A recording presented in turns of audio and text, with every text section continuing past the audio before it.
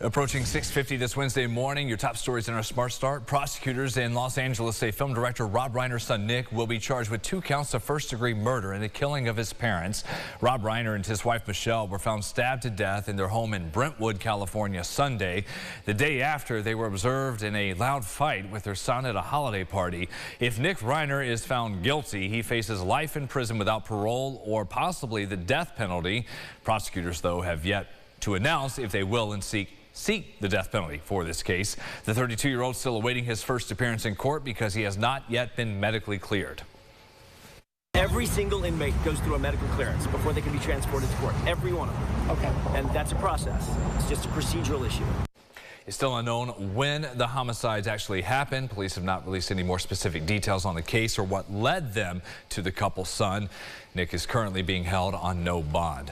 As fans around the world continue to mourn the loss of the famed director, Rob Reiner, those here locally in the industry are reflecting on the legacy he leaves behind. Jared Case among them, been a film curator at the George Eastman Museum's Dryden Theater for the past 25 years. He describes Reiner as the mayor of Hollywood, saying many of his achievements, including his most famous works such as Stand By Me and A Few Good Men, are often referenced inside Dryden as examples of how movies have evolved into what we see with film today on the big screen.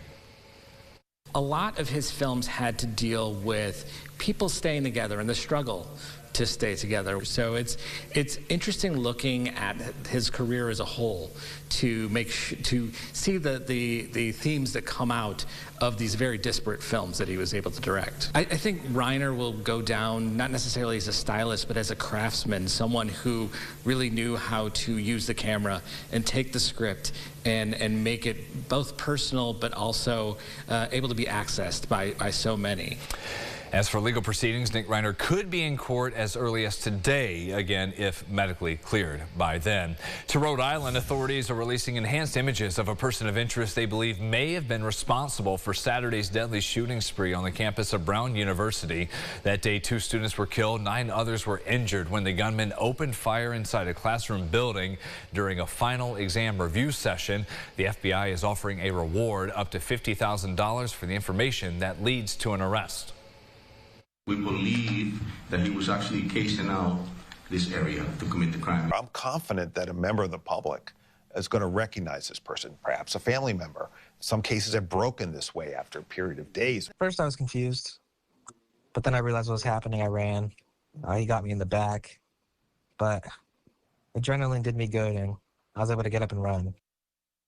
7 of the 9 people injured remain hospitalized. Authorities say they have not been able to pinpoint an age or any connection to the university for the person of interest. In Australia, one of 2 gunmen who attacked a Hanukkah celebration on Bondi Beach Sunday is officially charged with 15 counts of murder.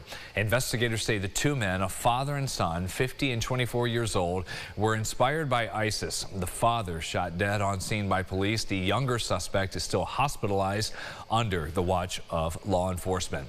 President Trump has called for a total and complete blockade on all sanctioned oil tankers that enter or depart Venezuela, the latest move in the administration's efforts to put pressure on Venezuelan President Nicolas Maduro. President Trump made the announcement online yesterday.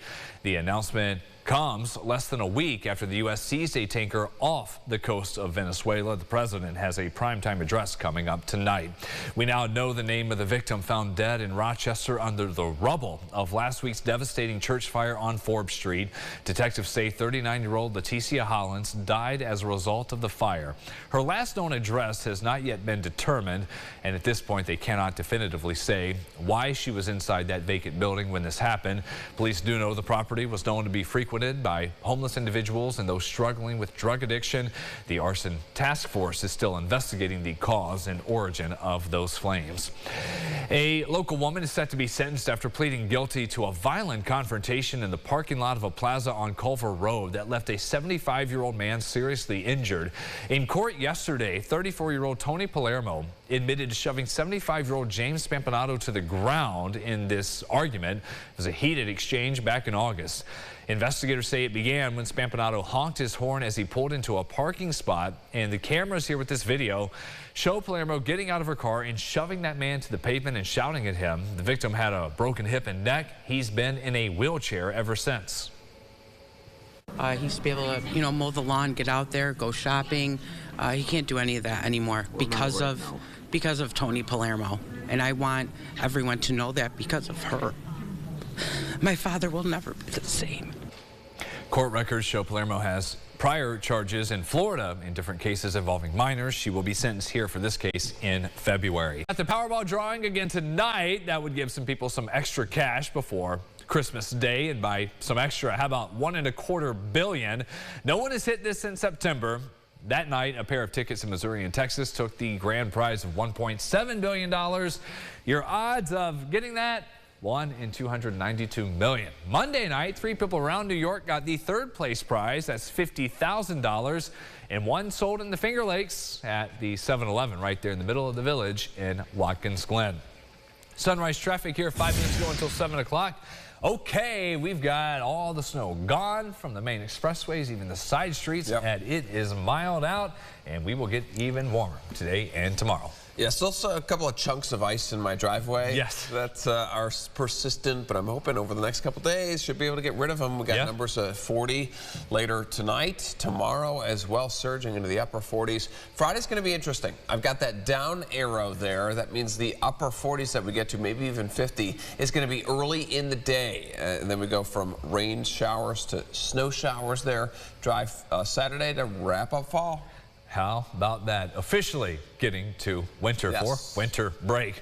We're live 9 o'clock for our podcast. I kick up a sunrise. I hear there's a great video. That you'll be showing that we'll have to see. Talk about that. We'll see you then. CBS Mornings on the way at 7. We do have our next local cut-in at 7:25. Bye.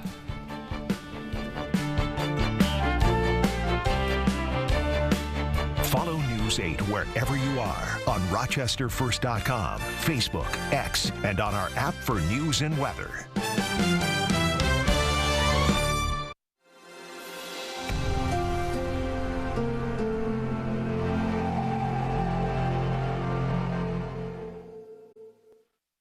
Get the Rochester First streaming app today for everything you love from News 8 On Demand, plus exclusive shows you won't see anywhere else. Search ROC and download for free on Roku, Amazon Fire, and Apple TV.